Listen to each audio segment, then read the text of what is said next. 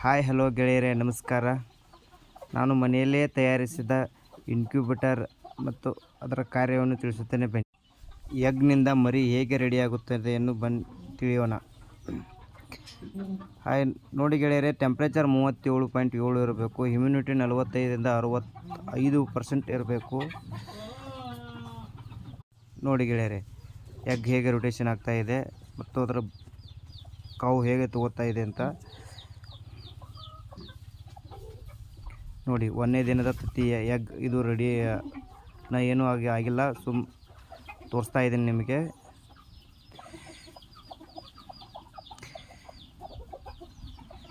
ಇದು 2ನೇ ದಿನದ ಎಗ್ಗು. ಇದ್ರೇನು ಅಂಥ ಬೆಳವಣಿಗೆ ಕಂಡಿರಲ್ಲ.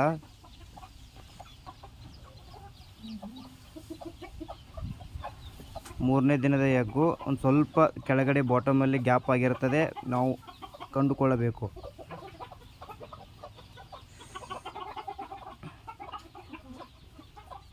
ನೋಡಿ ಗೆಳೆಯರೆ, ಬಾಟಮಲ್ಲಿ ಗ್ಯಾಪ್ ಇದೆ. ಅದು ಹ್ಯುಮಿಡಿಟಿಯ ಕಂಡೀಷನನ್ನು ತಿಳಿಸುತ್ತದೆ.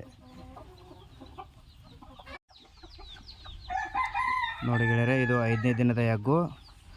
ನರ ಮತ್ತು ತಲೆ ಗೆರೆ ಆಯ್ತಲ್ಲ, ಅದೇ ಇದು 100% ಮರಿ ಆಗುತ್ತದೆ.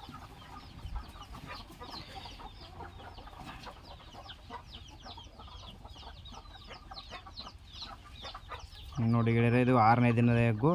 ಅದಕ್ಕಿಂತ 5ನೇ ದಿನಕ್ಕಿಂತ 6ನೇ ದಿನಕ್ಕೆ ಒಂದು ಸ್ವಲ್ಪ ಡೆವಲಪ್ ಆಗಿದೆ, ಚೆನ್ನಾಗಿದೆ, ಮೂಡಿದೆ.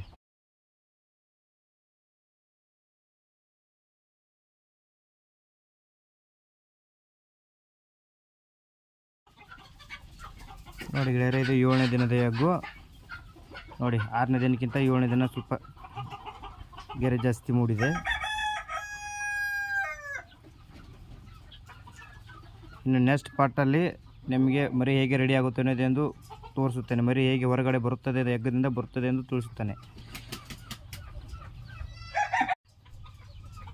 ನೋಡಿ ಗೆಳೆಯರೆ, ಇದು 1ನೇ ಸ್ಟೆಪ್ಪು. ಇನ್ನು ಕೆಳಗಡೆ ಇರೋದು 2ನೇ ಸ್ಟೆಪ್ಪು. ಟೋಟಲಾಗಿ 3 ಸ್ಟೆಪ್ ಇದೆ. 1ನೇ ಸ್ಟೆಪ್ಪಲ್ಲಿ 50, 2ನೇ ಸ್ಟೆಪ್ಪಲ್ಲಿ 50, 3ನೇ ಸ್ಟೆಪ್ಪಲ್ಲಿ 50. ಟೋಟಲಾಗಿ 150 ಎಗ್ ಹಿಡಿಯುವಷ್ಟು ಕೆಪಾಸಿಟಿ ಇರುವಂಥ ಇನ್ಕ್ಯುಬೇಟರನ್ನು ರೆಡಿ ಮಾಡಿದ್ದೇನೆ. ಈಗ ಆಲ್ರೆಡಿ ಚಾಲ್ತಿಯಲ್ಲಿ ಕೂಡ ಇದೆ. ನೋಡಿ ಗೆಳೆಯರೆ, ಫ್ಯಾನು ಬಲ್ಲು 2ನೇ ಸ್ಟೆಪ್ಪಲ್ಲೂ ಇದೆ. ನೋಡಿ ಗೆಳೆಯರೆ, ಇನ್ಕ್ಯುಬೇಟರನ್ನು ಮನೆಯಲ್ಲಿ ಹೇಗೆ ರೆಡಿ ಮಾಡಬೇಕಂತ ಕಮೆಂಟ್ ಮಾಡಿ. ನಿಮಗೆ ಮನೆಯಲ್ಲಿ ಹೇಗೆ ರೆಡಿ ಮಾಡಬೇಕು ಅನ್ನೋದನ್ನು ಕೂಡ ನಿಮಗೆ ತಿಳಿಸುತ್ತೇನೆ ಮುಂದಿನ ನೆಕ್ಸ್ಟ್ ವಿಡಿಯೋಲಿ. ಕಮೆಂಟ್ ಮಾಡಿ. ಬಾಯ್ ಗೆಳೆಯರೆ.